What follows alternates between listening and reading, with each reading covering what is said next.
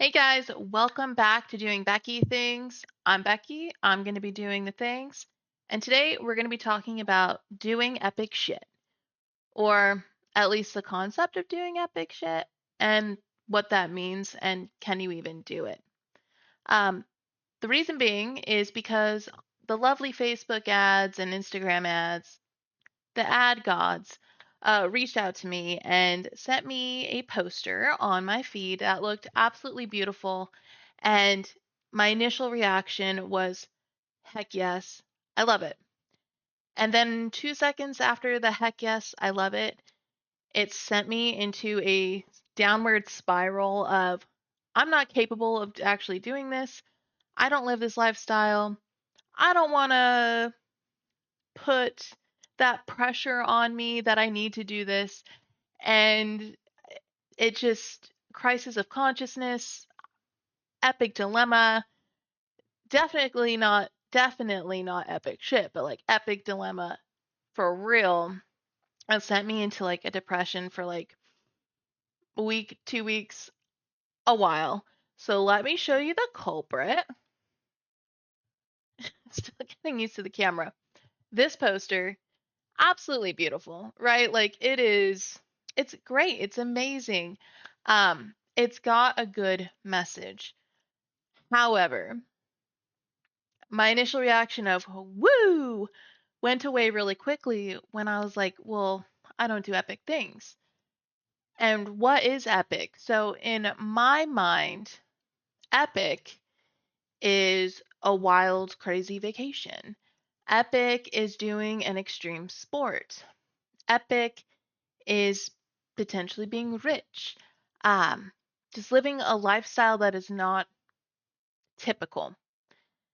And for me, typical is it. I am, 36, going to be 37 this year. I work a typical 9 to 5, a very nice and cool 9 to 5, but a 9 to 5 nonetheless that takes up the majority of my day. I work from 10 a.m. to 7 p.m. Monday through Friday. And that doesn't leave a whole lot of time to do epic things, right? On top of that, I don't make a lot of money. I make probably like around average for what an American makes, maybe less, maybe more. I'm sitting around the 70,000 range, being completely transparent, and just purchased a house, but I had to move from Colorado to Maryland in order to be able to afford it. And it's only because it's a dual income household. My partner also contributes, and that is the only reason that I am not still living with my parents back in Colorado.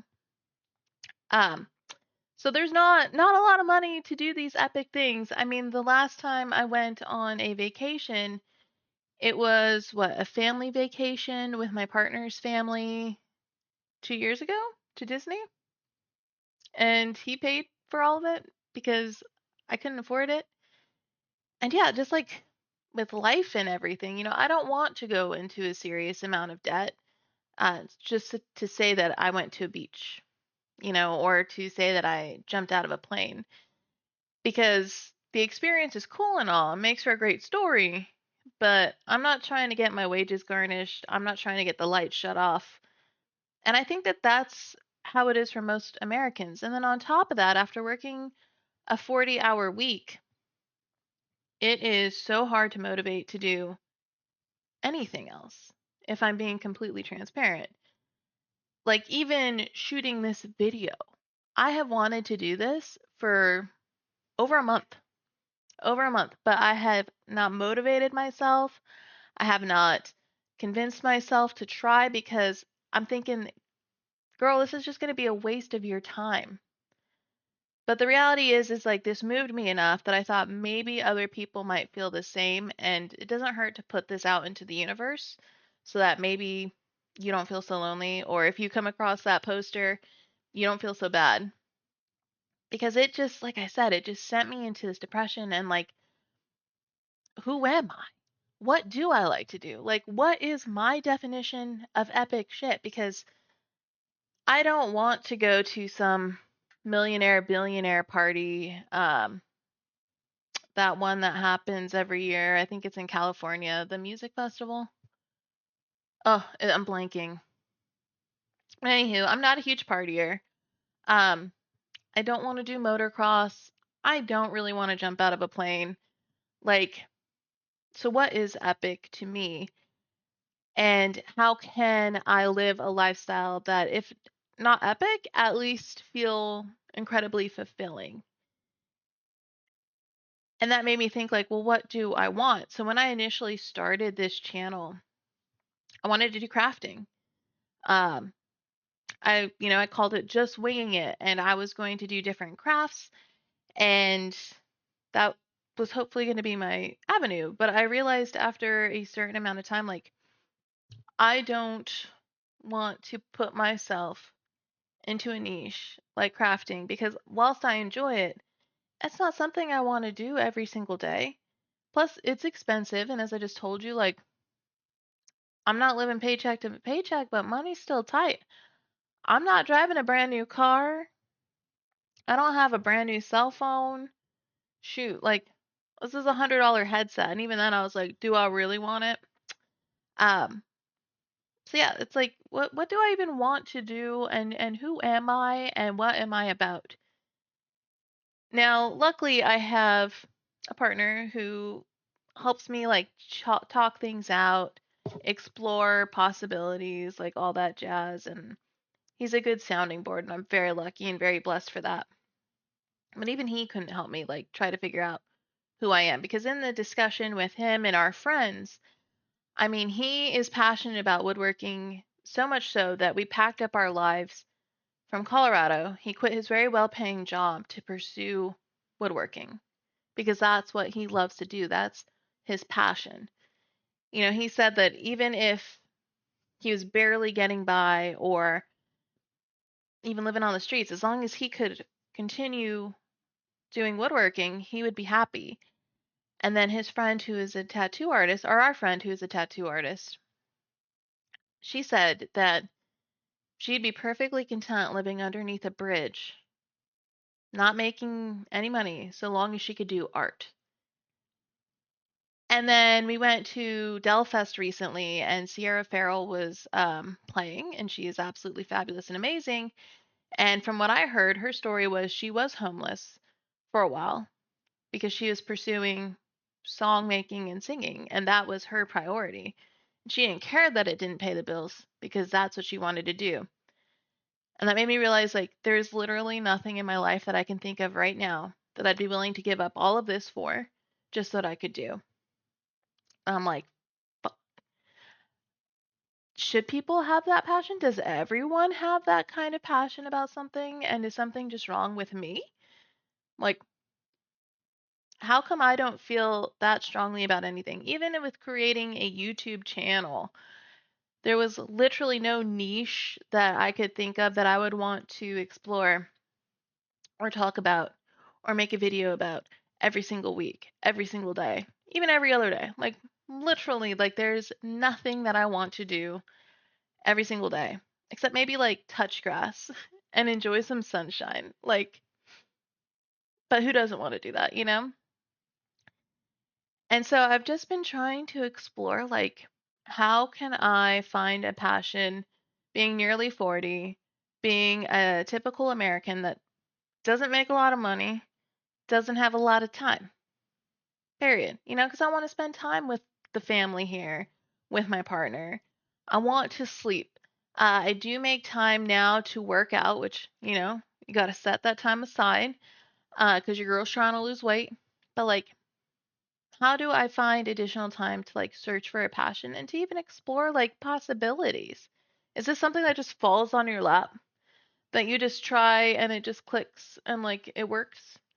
How, how do you know? Like, how did Gordon Ramsay know that he wanted to cook food? Or Sierra Farrell know that she wanted to play music? Or even my partner realized woodworking is what I love to do. I want that. I want that. And so I had been thinking about that for weeks. And we ended up going to a national park uh, because it was near, it's, well, nearby. It was about an hour away. It's Flight 93. Highly recommend checking that out. If you haven't, it is beautiful. Um, it really makes you think and consider just how lucky we are to be alive and the strength of Americans when we come together as one. Because I know we are all highly independent. That's an American thing, from my understanding, is that we're all very much like about ourselves. But to hear the story of how those individuals came together to save themselves, or I'm sorry, to save an unknown amount of people, thousands, by giving up their own lives and knowing that they're not going to go home. Even just thinking about it now, like, it is beautiful. Go if you can. Definitely talk to the park ranger about the architecture of the park. It is amazing. But anywho, so we went to the national park. Clearly, I was moved. It was beautiful. And I realized like that is something that I love to do. Because when I first started dating my partner, his family's from here, Maryland. So Gettysburg, I was like, oh, it's close by. And I really wanted to go. So that was technically the first national park that I've been to on the East Coast. But I realized like I love it. And I actually got one of their fun little passport books when we went to Flight 93. And I realized like that's what I want to do. I would love to fill out that passport book and see all the national parks. I love that stuff. I love history. I just love knowing about anything and everything. Like, it's that tea that I'm talking about, whether it's historical tea, present tea, tell me all about it, you know? And then on our drive home, we passed this, I forget what it's called, but it's like a super popular, like, haunted restaurant slash hotel that I want to believe in ghosts so bad. And I did for the longest time. But my partner's a physicist. And he really wanted to be a believer too, but the reality is there's just no proof. And slowly I'm becoming a non-believer, but I would love to explore haunted places to actually see if I could prove the existence of ghosts. But like the reality is like if you're really a bad bee, if you're really a ghost and you're spooky or demon or whatever, like you're gonna pop off during the day or night. Like it shouldn't have to be dark. And I shouldn't have to be sitting in the dark for you to like rock my world. You know what I'm saying? But conveniently, all of those ghost things have to happen at night. But there's like no scientific reason. But anywho, I digress. I digress. So that was the other thing that I'd really like to do is like ghost hunting, national parks. And then we had purchased an older home that hadn't been lived in for a little bit because there was a bunch of daddy long legs and silverfish that I didn't even know silverfish existed. And I didn't know daddy long legs look different depending on what region you live in, but they do. The ones in Colorado are happy little brown floof balls of just joy. Well, I wouldn't say joy. I hate spiders, but they're tolerable. Daddy long legs, tolerable. Here, they're skinny black little things from hell. They still move real slow, but like they look creepy AF. But anyhow, again, I digress. So we moved into an older home, needs renovations, and in doing some of the renovations, like if you catch the last short that I just posted, I was in the attic trying to clean it up because I thought I could make it livable space. That's a hard no. It's not meant to be livable space, and it's just going to be an attic that's just dusty and, at least there's a few lost bugs up there because of me. But anyhow, try to clean that. We, well, I say we, but my partner and his father did the electrical outlets. He repainted the inside. Um, I hung curtains, helped with the blinds, cleaned up around, tried to deep clean places. And it was fun doing those renovations. And I thought, hey, maybe house flipping could be it too. So just by kind of trying to focus and find things that I enjoy, it's like, okay, traveling to national parks, learning about places of significance or moments of significant time. Ghost hunting, because who doesn't enjoy that? Even though I am the world's biggest wuss. And then house renovating, I thought would be really cool. But now the thing is how do I explore those? How do I get more into them? And even then, like when it comes to historical things, history, any of that, like I enjoy it, but I don't actively pursue it. Like, sure, I purchased a history book that I plan on reading soon, and I have been watching the History Channel on the American Revolution so that I can like get up to speed on what I'm around because literally Washington's headquarters are like 5 minutes from my house. Well, one of his headquarters, which is really cool. Cumberland, Maryland, Queen City, gorgeous. Check it out. But anywho, so like I love hearing about those things, experiencing those things, seeing it. But could I call it a passion if it's not something that I am talking about constantly, looking into, just full deep dive? Is that what you need to do? Just like go from 0 to 60 and like that's how you know it's your passion? And because like with ghost hunting, like what am I'm not gonna buy hundreds of dollars worth of equipment and then try and figure out where to walk around to try and find spooks. You know what I'm saying? Like the ghosts are going to they're going to be there or they're not. But um I'm letting like that fact kind of deter me where it's like how do you even get started in that? And house flipping, finally house flipping, that requires money. Um and because I just purchased a home, it's like that if that's going to be a possibility, then that's got to be probably a year or two out before I could get another loan to get a home to flip. And so here we are again, where it's like, sure, I like going to national parks, but when do I have the time? Ghost hunting's fun, but again, time and like where and like I hate being up late at night, so like that's probably out because I'm not a night owl. Unless I have my daytime nap, I'm not a night owl. And then finally, house renovations, but how do you get started when you don't have any money, really? Like, there's no handouts here, unfortunately. Do I wish I was a trust fund baby? Heck yes. But I'm not. Life's good, but it ain't that good, you know what I'm saying? Um, so anywho, I'm still looking to find that passion, that possibility, because I think if you're passionate, that's when you can do epic things, right? Bringing it all back around to that epic things. And then finally, I was like, okay, how can I just maybe like be happy with where I'm at?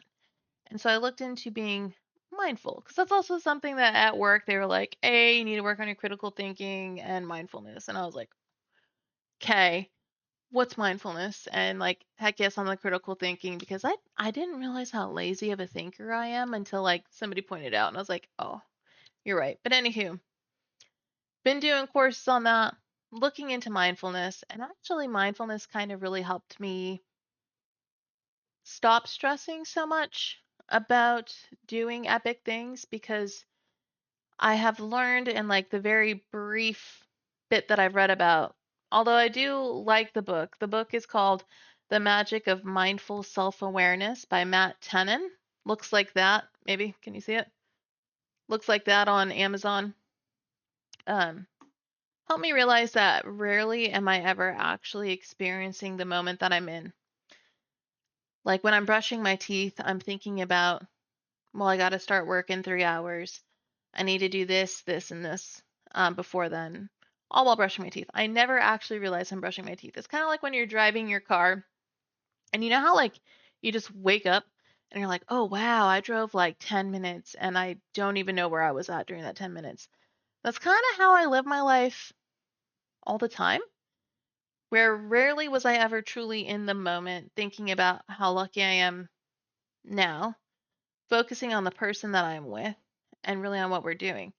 My mind is always thinking about, I need to do this, I need to do that, or I'm stressed about this, or this doesn't, like, this is an imperfect thing and it bothers me. And I'm focusing on all of these future things or negative things instead of focusing on who I'm with, the emotions that I'm feeling in that moment, and just being present and there.